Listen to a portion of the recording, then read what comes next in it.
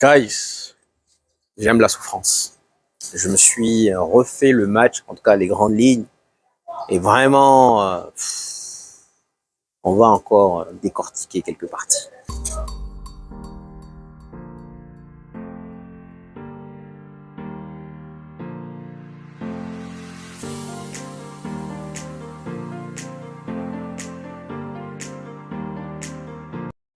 Alors guys, saviez-vous que lors des 5 derniers matchs, nous avons concédé 100 tirs?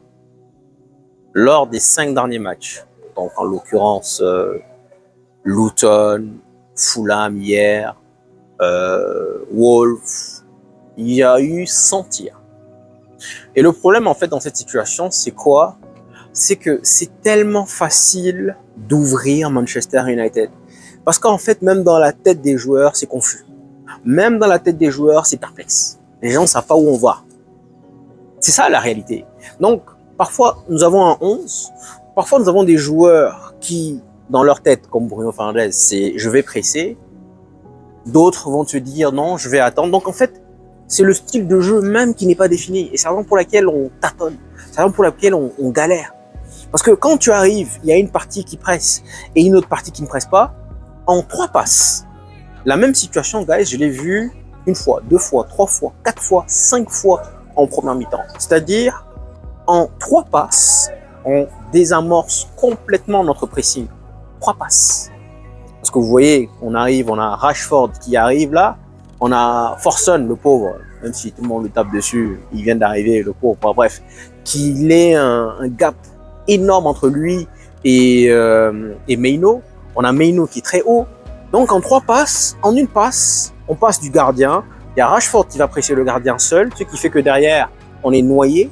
On se retrouve quasiment avec 3 joueurs contre 5, voire même parfois 2 contre 5. Ce qui veut dire que c'est très facile de contourner le pressing, désamorcer. Et puis derrière, 1 passe, on revient au milieu de terrain. Et puis voilà.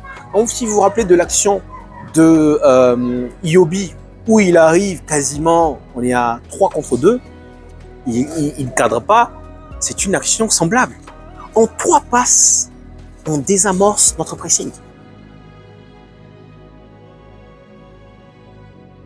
Ensuite, je vais revenir sur les corners.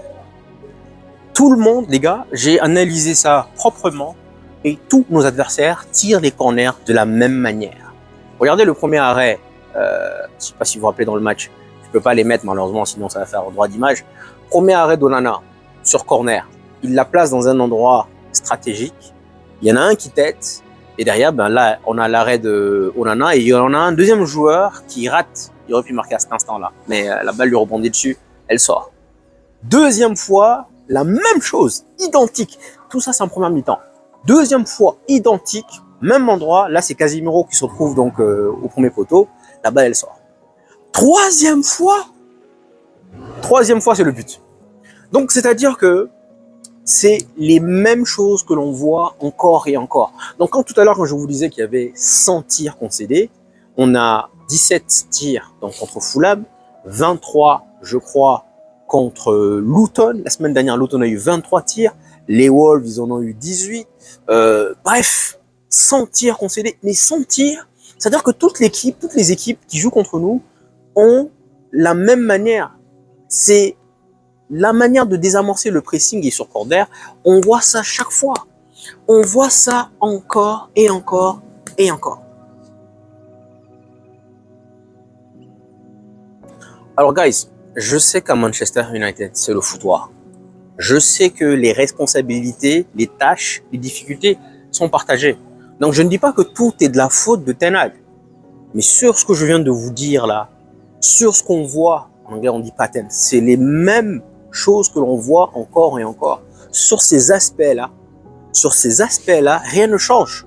Toutes les équipes, c'est tellement facile de jouer contre Manchester parce qu'au final, le pressing, tu le contournes en 1 passe, 2 passes, 3 passes. Toutes les équipes font la même chose.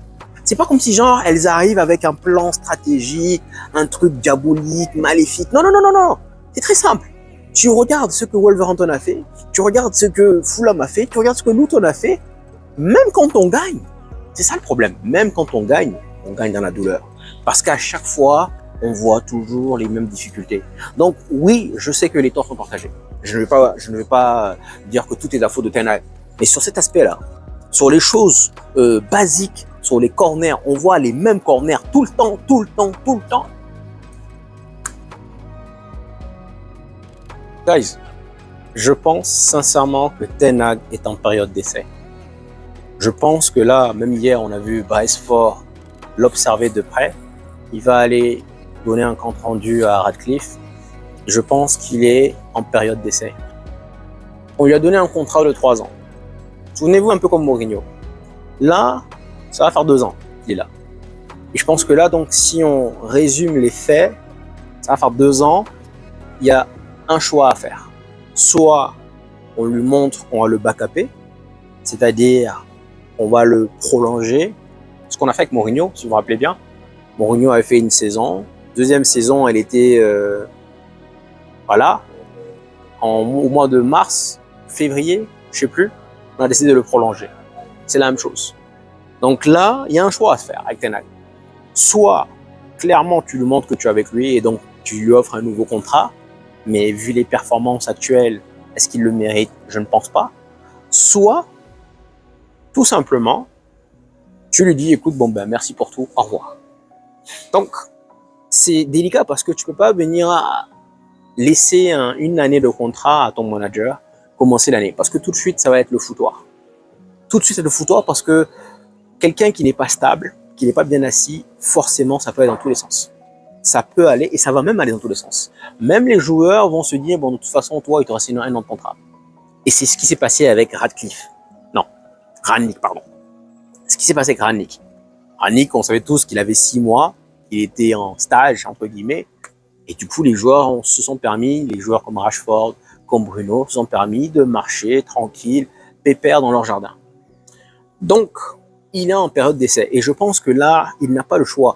Mais quand je dis, j'ai déjà souligné, quand je dis qu'il est en période d'essai, ce n'est pas forcément sur les résultats, mais c'est aussi sur le jeu. Rappelons-le. Radcliffe a dit, nous savons pertinemment comment nous voulons jouer. Donc nous allons nous réunir. Il a inclus tout le monde, Omar Berrada, Dan Ashworth, donc directeur sportif et directeur technique. Il n'a pas cité le manager. Nous allons nous réunir et voir comment nous allons jouer. C'est comme ça. Quand City est arrivé, ils se sont réunis, ils se sont dit comment nous voulons jouer. Et quand on regarde bien, même si le jeu diffère un peu, Pellegrini, Mancini et Guardiola, ça va un peu dans la même direction. Là, actuellement, Ten Hag, il est en train de faire, malheureusement pour lui, de l'auto-sabotage. Alors, guys, c'est très difficile. Vraiment, c'est très dur. Mais en tout cas, encore une fois, je vous dis masterclass à vous tous parce que là, nous sommes sur notre 11e année. On s'est moqué de Liverpool, on s'est dit 30 ans. J'ai regardé un débat vraiment extraordinaire sur Sky. Et donc, c'est Paul Merson qui parlait, donc l'ancien joueur d'Arsenal. Il disait que même si le coach a ses défauts, cette équipe de Manchester n'est pas capable de gagner la première ligue dans les 5 prochaines années. C'est-à-dire que même si on change de coach, ça, je vous l'accorde. Et c'est la raison pour laquelle ceux qui disent que changer de coach n'est pas la solution, vous avez raison parce que même si on change, quand on prend les statistiques, Rashford est arrivé sous Van Gaal, il a vu Van Gaal se faire virer, il a vu Mourinho se faire virer, il a vu Ole se faire virer, il a vu Rangnick se faire virer. Ça fait 4. Bruno est arrivé sous Ole, il a vu Ole se faire virer, il a vu Rangnick se faire virer. Ensuite de suite, Lindelof est arrivé sous Mourinho. Il les a vus donc, mine de rien, on assiste quand même à des joueurs qui ont vu défiler les managers. Qui, quand ils pensent qu'il y a un petit couac avec le manager, décident tout de suite de le renvoyer. Donc, virer Ten Hag ne sera pas forcément la solution. Mais les gars, c'est comme dans Walking Dead. Vous savez, dans Walking Dead, à partir du moment où une personne est infectée, tout le reste, malheureusement, ça prend. Donc, pour moi, je pense que le système dans lequel Ten Hag est arrivé, s'il était arrivé après, il est arrivé dans le système Glazers. Et malheureusement, il est arrivé avec de belles idées. Alors donc, je pense sincèrement que à la base, il est venu avec de bonnes idées. Malheureusement, j'ai pris l'exemple de Walking Dead. Il a été infecté. Donc la question, c'est est-ce qu'on peut le garder? Est-ce qu'on doit le garder? Je pense pas, honnêtement. J'ai déjà dit in or out. Mais en fait, il a dit en conférence de presse qu'il faut regarder un plus bel écran, un large écran, parce qu'il dit bigger picture. Il dit en anglais, donc il faut regarder vraiment. Mais bon, guys, je peux pas assister, même s'il y a des absents. Pour moi, en tant que coaching, en tant que formateur, justement, je dois te coacher sur les choses que tu fais mal. Je te dis, écoute, ça c'est bien, continue comme ça, mais ça tu dois régler. Et je te donne par exemple 3 matchs pour le régler. Chose qu'on ne voit pas. Donc la saison va être longue, hein, franchement, mais j'espère qu'on prendra la bonne décision. Je suis désolé pour les pros Ten Hag, je sais que vous le kiffez. Vous le kiffez, en fait, j'ai la réponse même d'ailleurs. C'est pas parce que vous le kiffez, parce que vous trouvez qu'il est extraordinaire, mais c'est surtout parce que vous pensez qu'il n'y a personne d'autre. Et c'est ça la réponse de chacun d'entre vous. C'est pour prendre qui? On va mettre qui? Vous pensez qu'il n'y a personne d'autre. C'est faux. Regardez Tottenham, ils ont eu quelqu'un. Il y a forcément quelqu'un. Mais surtout, il faut quelqu'un, quand il va arriver, qui va aller avec ses idées. Pas mettre ses idées de ce côté pour pouvoir s'adapter. C'est pas à lui de s'adapter, on le prend pour ça, donc c'est aux joueurs de s'adapter. Ils sont pas capables, ils dégagent. Donc, je dirais quand même, on fera une autre vidéo dessus, mais plus de 70% des joueurs actuels aussi doivent foutre le camp, également. Merci de m'avoir écouté, guys. Prenez soin de vous.